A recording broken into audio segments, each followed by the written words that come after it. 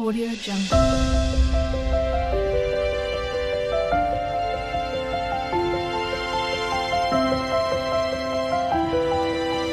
Audio Jungle.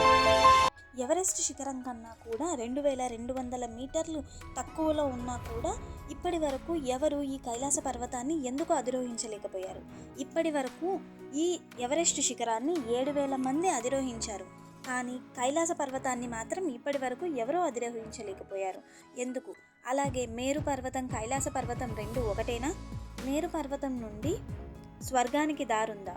ఇలాంటి మరెన్నో విషయాలు తెలుసుకోవడానికి మన ఛానల్ని సబ్స్క్రైబ్ చేయండి. Let's get in to the video. ఈ వీడియో మీకు నచ్చినట్టయితే లైక్ చేయండి, షేర్ చేయండి, కామెంట్ చేయండి. మౌంట్ కైలాష్, కైలాస పర్వతం. ఇది హిమాలయాల్లోని టిబెట్ ప్రాంతంలో ఉంటుంది. మన హిందూ ధర్మాల ప్రకారం, మన శాస్త్రాల ప్రకారం కైలాస పర్వతంలో శివుడు తన కుటుంబంతో పాటు నివసిస్తాడు. అలాగే విష్ణుమూర్తి తదితర దేవతలు కూడా కైలాస పర్వతంలో ఉంటారు అని మన శాస్త్రాల్లో భావిస్తారు. అలాగే ఈ కైలాస పర్వతాన్ని బౌద్ధులు వాళ్ళు మేరు పర్వతంగా భావిస్తారు. ఇప్పటి వరకు ఎవరు కూడా కైలాస పర్వతాన్ని అధిరోహించలేకపోయారు. దాంతో చైనా ప్రభుత్వం 2001లో స్పెయిన్, రష్యాతో కలిసి ఒక మిషన్ని ప్రారంభించింది కైలాస పర్వతాన్ని అధిరోహించడానికి.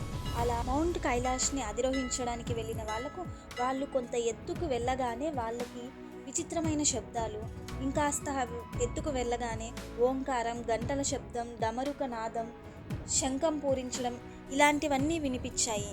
వాళ్ళు ఒక అడుగు కూడా ముందుకు వేయలేకపోయారు. దాంతో వాళ్ళు వెనక్కి వచ్చారు. అలాగే మరికొన్ని సంవత్సరాల తర్వాత టిబెట్కు చెందిన బౌద్ధ జనులు గంటల శబ్దం కూడా విన్నారు.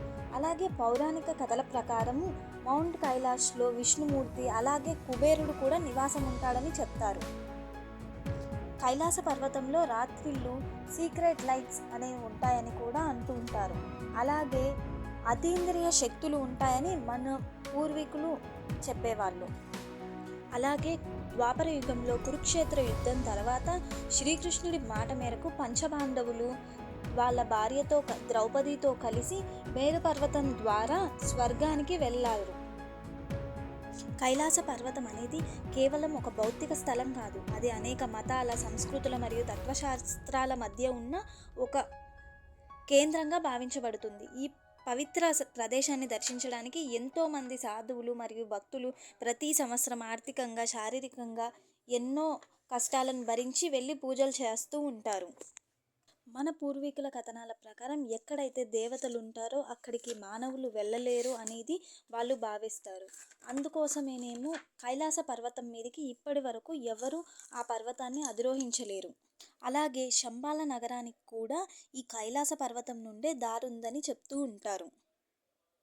ఇలాంటి మరెన్నో వీడియోల కోసం మన ఛానల్ని సబ్స్క్రైబ్ చేయండి.